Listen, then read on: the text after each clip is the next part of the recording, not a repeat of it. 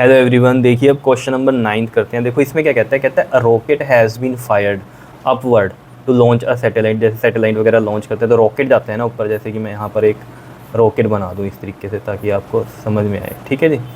तो ये यहाँ से क्या करता है, रॉकेट जैसे लॉन्च हुआ तो उस बाद पीछे से गैसेज निकलती हैं और ये अपवर्ड जाता है, ठीक है।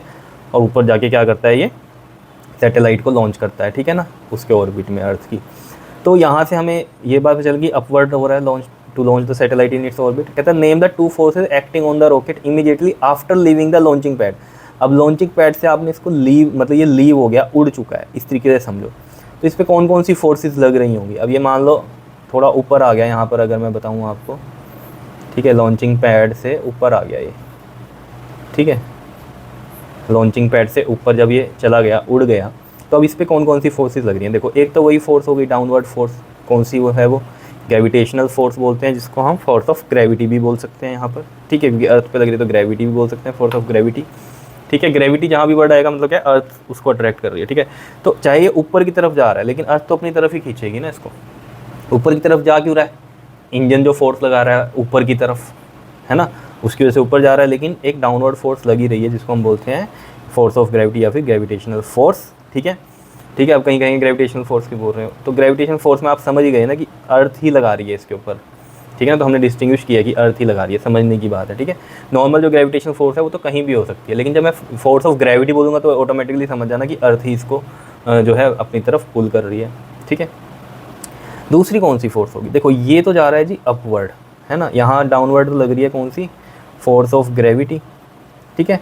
और ये ऊपर की तरफ जा रहा है तो ऑब्वियस ही बात है इसके अपोजिट में एयर फ्रिक्शन लगेगा। जब आप नॉर्मली आप जा रहे हो बाइक पे तो आपको अपने फेस पर महसूस होती है ना एयर, आपको लगता है कोई चीज़ आपको रिस्ट्रिक्ट कर रही है आगे बढ़ने से, होता है ना या नहीं होता। जब आप तो मोटरसाइकिल पे मान लो इस तरफ जा रहे हो, ठीक है, ये डायरेक्शन आपकी, लेकिन आपको एयर इस डायरेक्शन में महसूस होती है अपने अपोजिट में, तो एयर फ्रिक्शन ही तो है या नहीं है, एयर फ्रिक्शन महसूस होता है आपको, ठीक है, क्लियर है। तो यहाँ पर भी तो यही होगा, ये जा ऊपर की तरफ है लेकिन इसके अपोजिट में कौन सा लगेगा, फ्रिक्शनल फोर्स ऑफ एयर।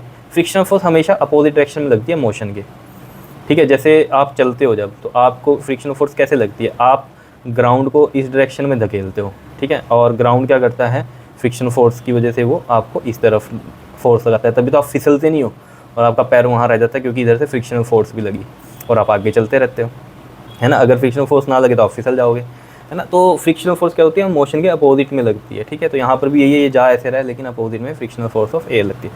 तो जैसे मैंने कहा ना आपको कि यहाँ पर ये आप डिस्टिंग्विश कर सकते हो, ग्रेविटेशनल फोर्स लग रही है कैसे, डाउनवर्ड, और फ्रिक्शनल फोर्स जो है एयर की वो किस में लग रही है, in opposite direction to opposite direction of motion of rocket, ठीक है। सिंपल आप ऐसे लिख सकते हो। थर्ड भी लिख सकते हो आप, force of engine in upward direction भी लिख सकते हो अगर लिखना चाहते हो तो कोई दिक्कत नहीं है। दो ही फोर्सेस पूछी है उसने तो हमने दो आपको बता दी, क्लियर है। तो इमीडिएटली जब लॉन्च हो चुका है तब क्या हो रहा है आपके पास, क्योंकि जब वो यहाँ पर ही है तब तो एक ही फोर्स लग रही है, लॉन्चिंग पैड पे है तब तो एक ही फोर्स लग रही है, वो है ग्रेविटेशनल। बस जो फोर्स ऑफ जो हमने बोला फ्रिक्शनल फोर्स ऑफ एयर जो है वो कब आई, जब ये ऊपर उड़ा, है ना, तब उसके अपोजिट में फ्रिक्शनल फोर्स आई एयर वाली।